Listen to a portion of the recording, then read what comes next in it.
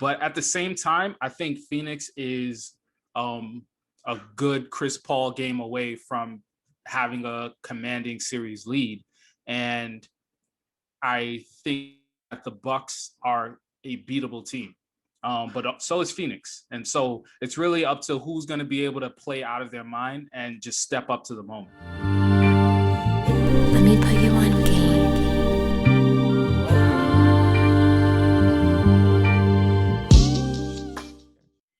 But let's get to the meat of the episode.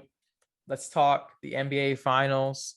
We're recording this on Saturday. The series is currently knotted up at 2-2, which is crazy to think about because last time we recorded an episode, it was 0-2. So the Bucks have been able to make it a series.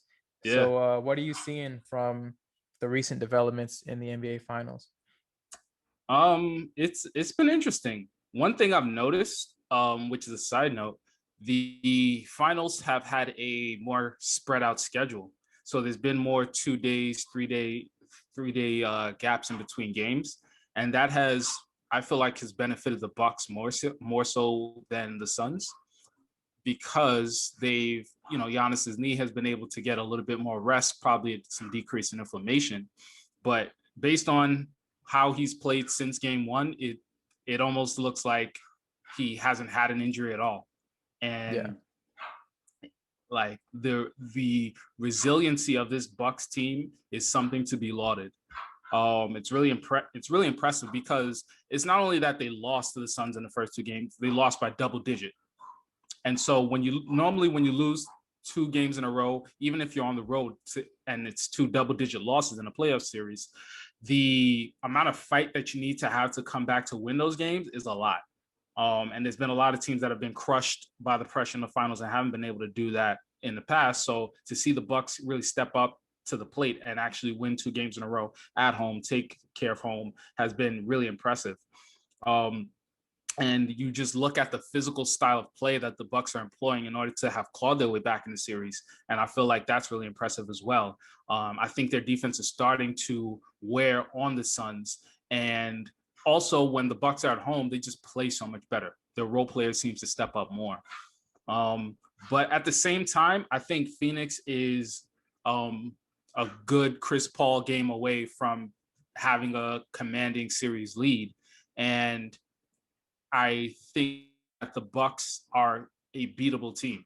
But so is Phoenix. And so it's really up to who's going to be able to play out of their mind and just step up to the moment. Yeah. How about you? What have you been seeing from Chris Paul? He's been really inconsistent, to be honest. That last game in game 4 was one of the most curious Chris Paul games I've ever seen. It might have been one of the worst playoff games I've ever seen him play. He just seemed like discombobulated. He didn't seem like he really had a handle on what was going on. Like literally, like he was literally like losing the ball, losing his handle. 10 points on 5 for 13. It was just odd. I think that he's due for a big game, and I think that you'll probably see that in game 5 tonight. Especially at home. Yeah, especially at home, because the home team has won every game in the series so far.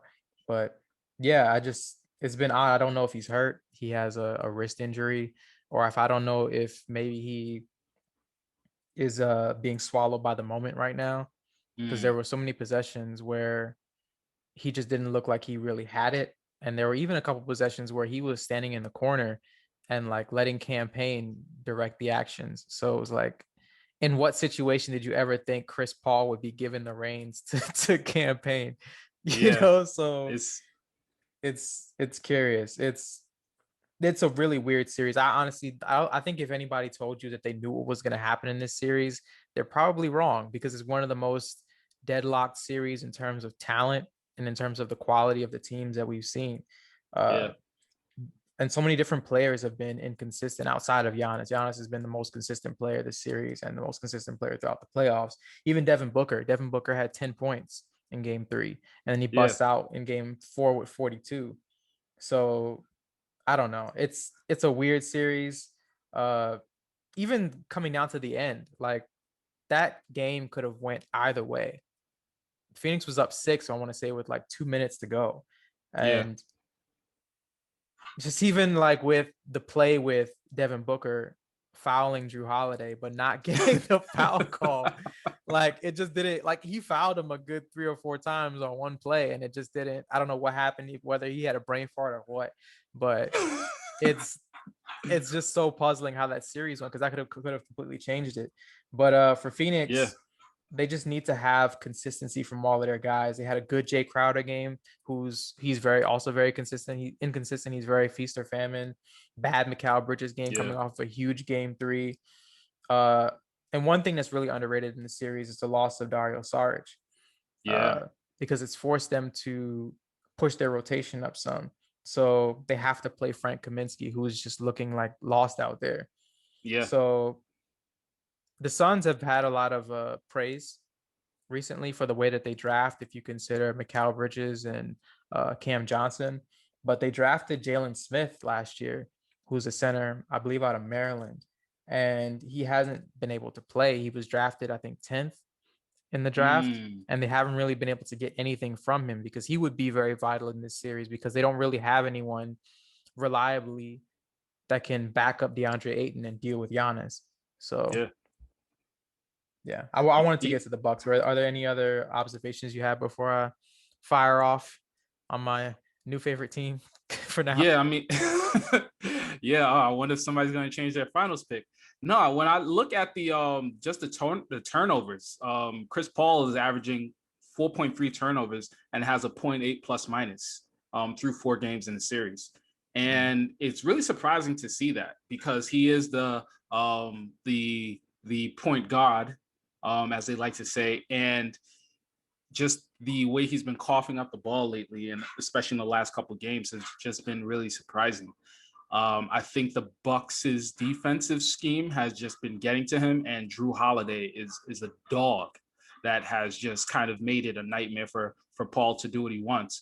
And it's interesting because it seemed in the first 2 games he was doing whatever he wants. He was getting to wherever he wanted in the paint and just killing the Bucks on the pick and roll or on the drop coverage. But, credit to Mike Budenholzer and Drew Holiday. They figured out something to really put a lot more pressure on the decision making of Chris Paul. And maybe if they're not breaking him down in terms of his decision making, maybe they are breaking him down in terms of just physically and just the physical presence that they're able to put on him. I mean, Chris Paul is amazing, but he is 6 feet, and Drew Holiday is 6'5" and long. Yeah, Being one able of to the body best up, guard defenders like ever. So yeah, bodying up on the likes of DeAndre Ayton, like just he